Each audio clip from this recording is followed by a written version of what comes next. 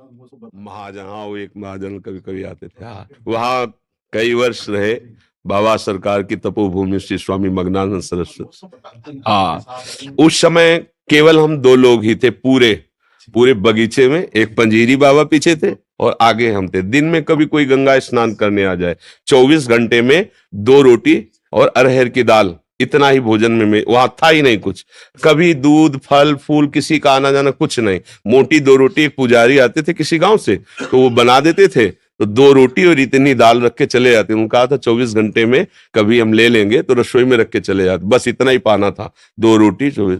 और सांप बिच्छी तो वहां अब पता नहीं है कि नहीं, पीछे ऐसे थे जैसे चीता होते ना, ऐसे हजारों सांप हजारों बिच्छियां। उस समय तो किसी काला जला था, रात दिन भजन में। वहां बड़ा तपोभूमि है पर बहुत पावन भूमि है। ऐसे गंगा जी समीप बैठते हैं, रात्रि में जब निकल के बैठे ऐसे सांप जाते थे फंड काढ़े हुए। बस ये दृढ़ निश्चय था कि अगर प्रारब्ध में इसको काटना है तो कहीं भी बैठो काट लेगा, अगर प्रारब्ध में नहीं तो नहीं। तो पास से निकल जाते थे, पद्मासन लगाए जैसे बैठे, ऐसे जटाए थी ऐसे डाले रात्रि में। जहाँ पशु के नीचे बैठ करके वो फूस की झोपड़ी बताए थे, वो उसी जगह फिर वो उसका 6 महीने के अंदर हो गया था उसका। जी जी।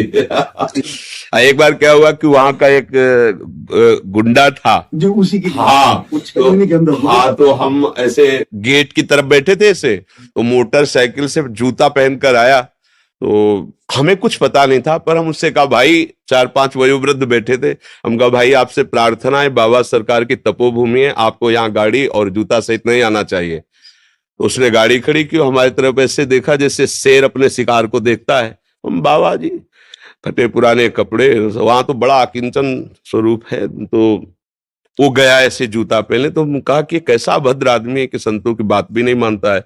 महाराज आप बेकार बोल दिए। तो हम कहा क्यों?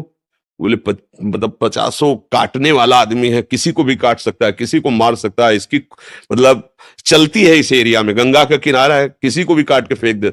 हमें लगता है कि आपको नहीं बोलना चाहिए। लौट के जब आया तो वो गाड़ी थोड़ी देर स्टार्ट, हम कहा भाई यहाँ स्टार्ट नहीं करना, बाहर जाओ, यहाँ स्टार्ट नहीं होगी। मतलब हम कोई सिद्धि नहीं दिखा रहे थे, हम उससे कह रहे थे कि आप बाहर ले जाओ बाहर। और वो लाख स्टार्ट किया लेकिन स्टार्ट नहीं हुई। तो हमने उससे कहा कि एक पावर है जिसको तुम जानते नहीं, बाहर जाओ यहाँ।